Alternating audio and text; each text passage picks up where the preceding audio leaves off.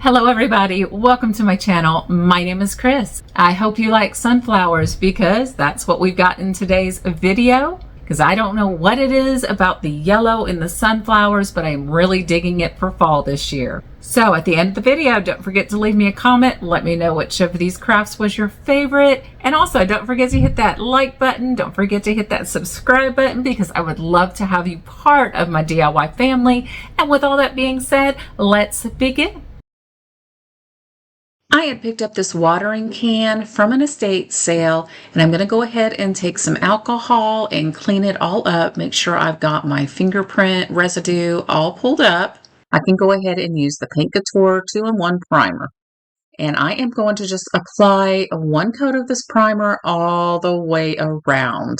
And if you prefer, you can most definitely go ahead and spray paint it. Next, I'm going to take Paint Couture Farmhouse Linen color paint, and I am going to go ahead and just use a regular paintbrush, and I'm going to apply my first layer on using that. And I am not going to paint the handle or the spout of this watering can. And if I do happen to get some of that paint on those places, I'm just going to use a baby wipe, and I'm going to wipe off any of that. And once that first coat is completely dry, I'm going to take a little sponge dauber and I'm going to apply my second coat.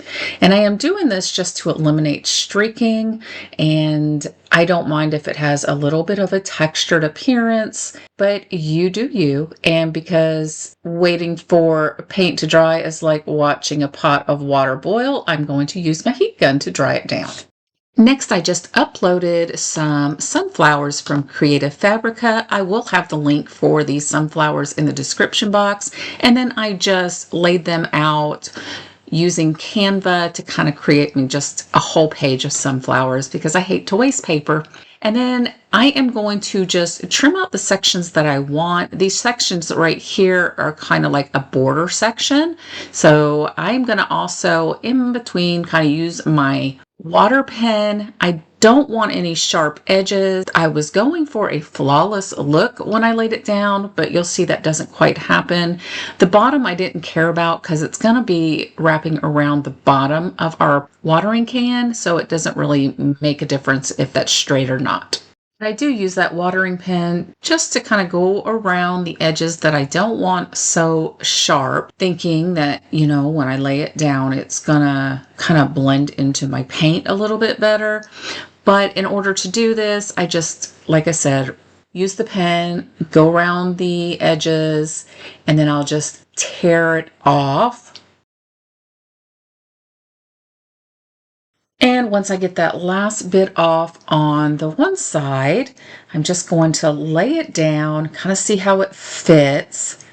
And right there where the spout is, I decide I'm just going to kind of rub my fingernails right there to give me an idea where I can trim, and use my water pen also just to kind of go in there so when I am tearing it, it tears a little bit easier.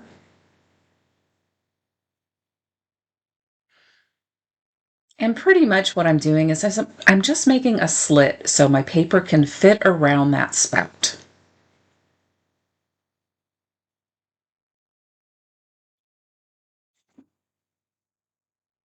See, just like so. Next, I'm just going to grab my clear liquid patina, and then I am just going to start decoupaging this paper down. Now, I almost wonder if maybe if I would have spritzed the paper a little bit, if it would have helped it seem a little less harsh around the edges. But I have to be careful when doing that because I print my paper out on regular inkjet printer. Even though I did let the images dry overnight, we still take a chance of it bleeding.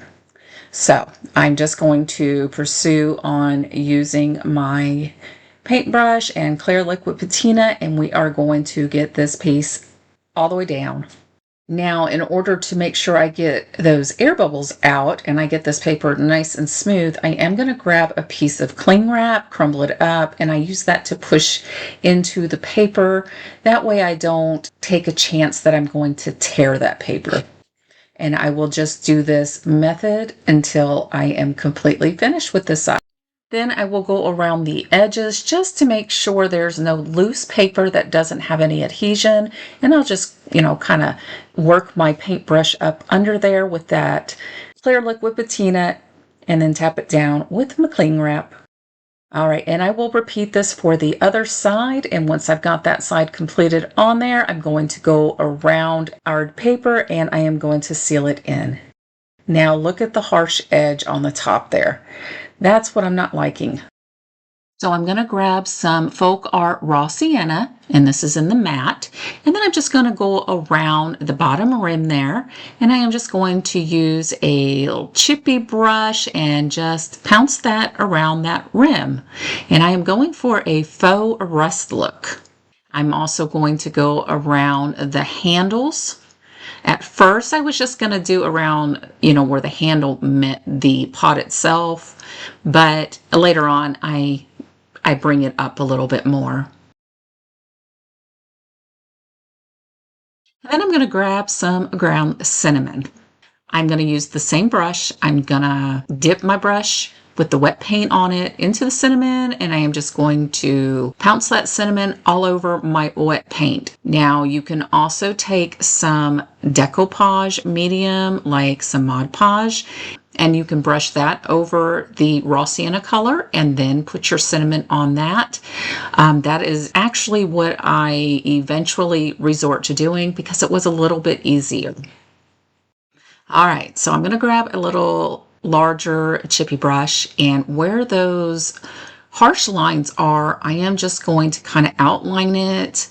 That way I don't go any further down than I intend to. And I am just going to start covering that with that raw sienna color.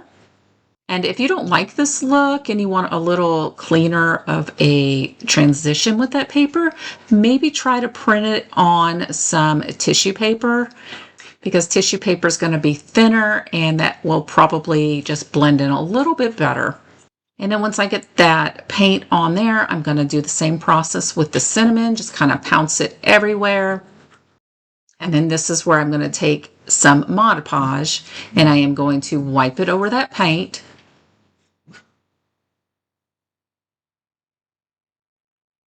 And then I'm going to dip that brush into my cinnamon and put the cinnamon on top of that Mod Podge.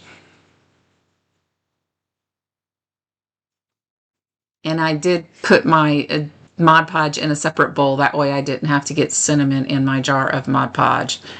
But we just keep doing this process over and over again. And once we get it to our liking, we will either set it aside to dry or use your heat gun to speed up the process. Oh wait, just kidding. Before I set it aside to dry or dry it down with my heat gun like I'm probably going to do, that's when I decide to take this concoction of faux rust, and kind of go over the handle and the spout. I just thought that made it look a little bit more blended, a little bit more cohesive, a little bit natural. You guys get what I'm trying to say, right? Next, I'm just going to go ahead and pull out some floral foam. I'm going to trim it down so I will be able to squish it in this very small opening. I will use some hot glue and squirt it down in there and then shove a bunch of floral foam in there until I get it as tight as I possibly can, because like I said, this opening on this particular can is pretty small. Maybe the can that you have will be a little bit larger and it'll be a little easier to get your floral foam in there.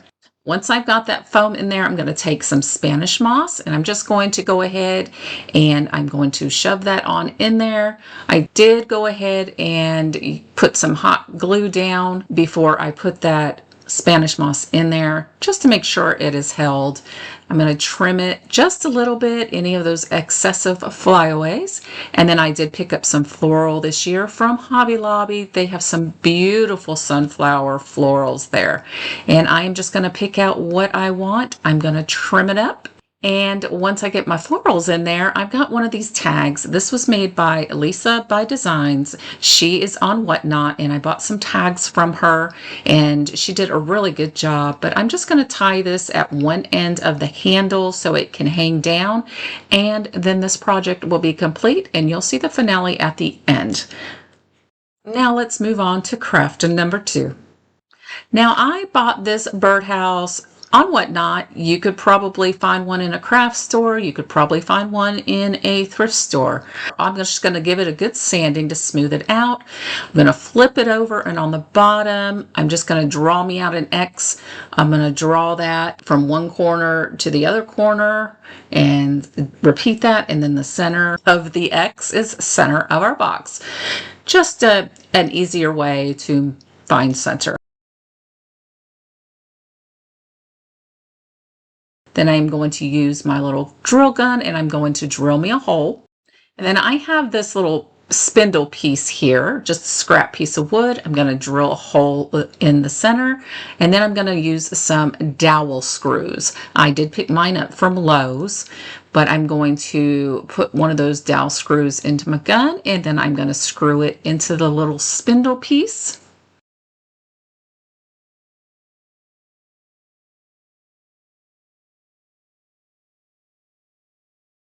And then once I get that tight down, I'm going to grab some liquid nails. I am going to apply the liquid nails around the area where we just put our screw into and smooth it out a little bit with my finger.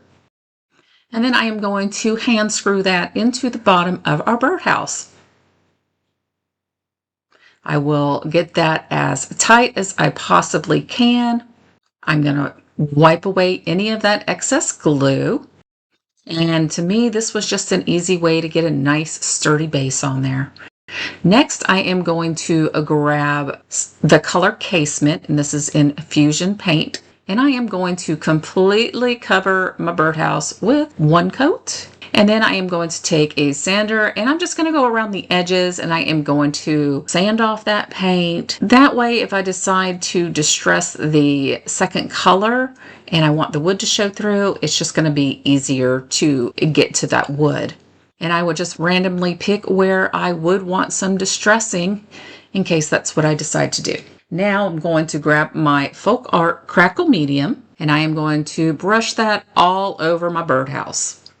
All over. And then it does say to allow 1 hour to dry. So after a couple of hours, because I got busy, I went back, and then I am going to take the color Americauna, and this is in cottage color in the DIY paint, and I'm just going to apply this all over our folk art medium, and you want to try to avoid doing more than 2 swipes of your paintbrush, because if you do, it will become a gunky mess and it won't look quite right. Next, I've got some more sunflowers that I had uploaded from Canva, and then just put on some decoupage paper or rice paper. And what I'm going to do is I'm going to fussy cut all 3 of these images out. I will leave a link to the sunflowers in case you would like to get those off of Creative Fabrica, and then you can adjust the sizes as needed. Next, I'm going to take some paintbrushes that I got from the DIY Struggle. She does have a shop where she has her own decoupage paper, she has her own line of paintbrushes, and she has her own line of rub-on transfers. But I got one of her brushes. She is now on Whatnot, so I bought them on one of her Whatnot shows, and they just came in. So I'm going to use those to decoupage my sunflowers into spots that I think they'll look nice. And then I'm just going to repeat the process of using the cling on wrap to make sure I get those down, and then go over the top and seal the sunflowers in. All right, once I get those on, I am going to take the Birdsong clay molds from IOD. I get my IOD products from Unicorn Dust Designs, and I always have her link in my description box. But I'm going to go ahead and use some Airdry clay, and I am going to take the bird that you saw me use some cornstarch in, and then the one to the left of it, I also end up making a casting of. Now, to be honest with you, I wish I would have used a resin instead of the Airdry clay, and you'll see why here in a bit. At least on one of the birds, I wish I would have used resin. But I am going to smooth all of that clay out of the mold, and then I'm just going to flip it on over and remove our casting, and isn't it so cute? And then I do use some Tight Bond Quick and Thick to adhere the bird, rubbing it on with my fingers You can also use a brush if you don't want your fingers to get all icky and gunky. And then I'm going to set that bird right here. And this is the one that I wish I would have used the resin. And then I'm going to just kind of tap it in. You don't want to tap too hard. You don't want to distort your clay casting. And then we'll leave it to dry. And that's when I go ahead and make the second one. And I decide he needs to go right here on the side of my birdhouse. And I just kind of form his tail along the edge and then apply that Tite Bond Thick and Quick all over him as well. And then we'll just place him in there. And this is just a little easier to tap him in since I've already kind of pre-formed his little tail. And just tap, tap, tap and leave him to dry. And that's what we got so far. Next, I'm going to grab the color Buttercream from Pink Couture, and I am going to completely cover both birds in this color, just using a little fine detailed brush. Once that paint is dried, I'm going to take Van Dyke Brown Glaze from Pink Couture, and I am going to go over that color we just put on the birds, and I start by going around the edges, just so I don't get too much off of the bird, you know what I mean? But I mean, I end up distressing it a little bit anyway, so it's all good. But I end up going over the bird with the glaze, just kind of tapping it here and there using a paintbrush. And then once I get it all on there, I'm just going to use a towel and just kind of dab off the excess.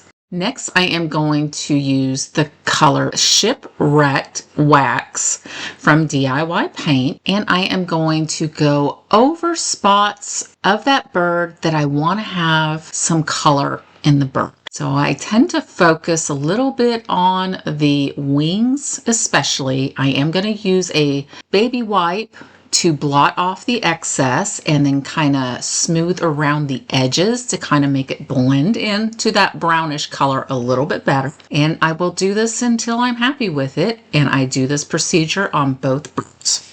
And in case you guys did not know, I am on Whatnot and I sell vintage decor items on Whatnot, and I also sell some of my upcycled and handmade pieces. And sometimes I will have a craft and chat. So if you're not following me over there, I would love to see you over there. Same name, At Home with Chris. And if you do decide to come over there and you're a first-time spender, I will have a $15 off your first purchase through Whatnot in the description box.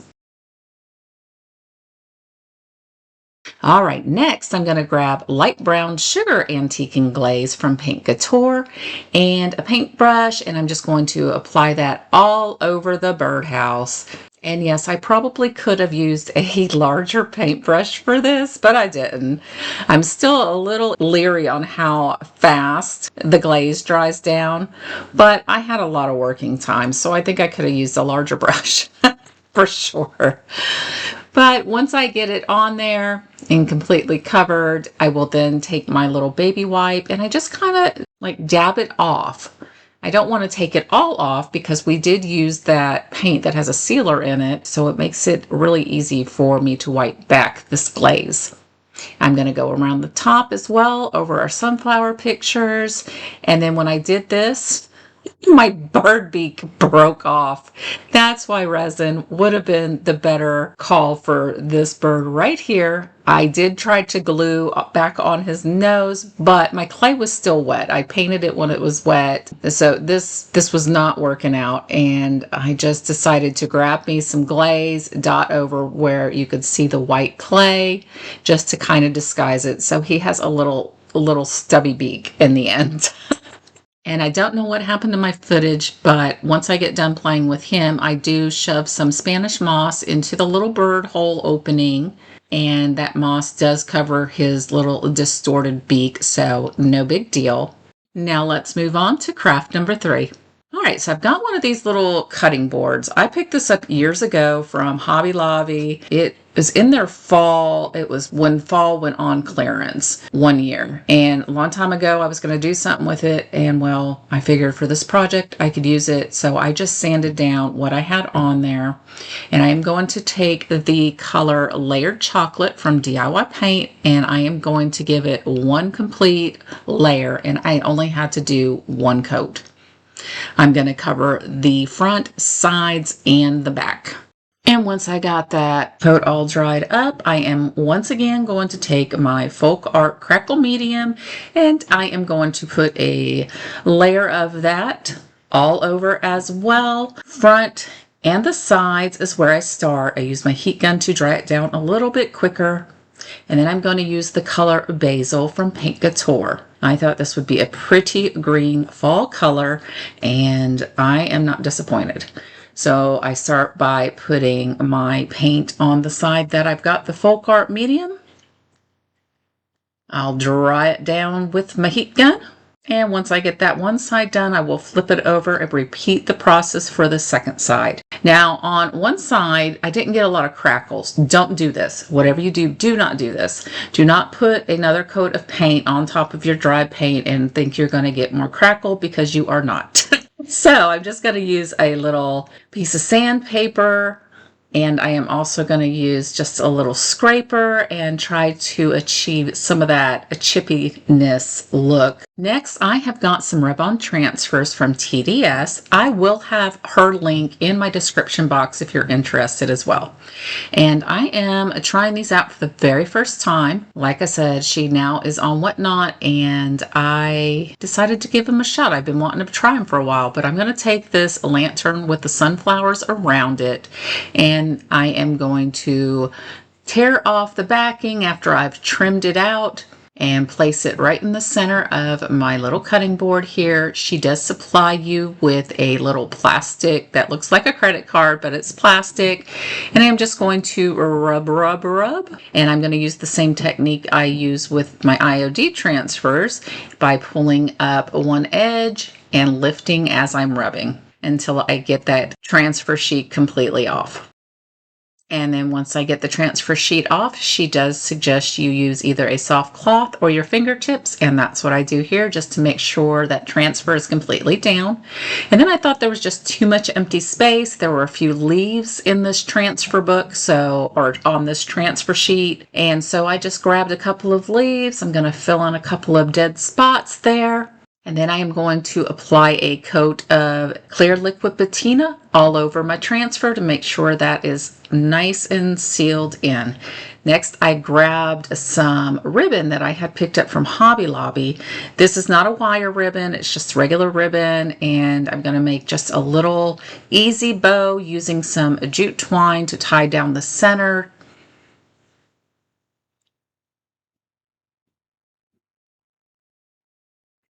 Once I get that tied down, I'm going to kind of fluff it up before I put in my second tie to knot it in place.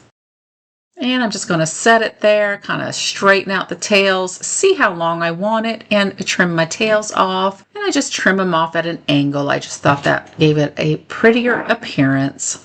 I'm going to trim off my excess string, and then I'm just going to use some hot glue to adhere that ribbon into place. And then I'm going to adhere this little paper sunflower right in the center just to give it a little bit of yellow. Told you I'm loving yellow. I hope you guys enjoyed these projects. Don't forget, let me know which one was your favorite in the comment section below. I hope you all have a very wonderful week, and I hope to see you next week. All right, bye-bye.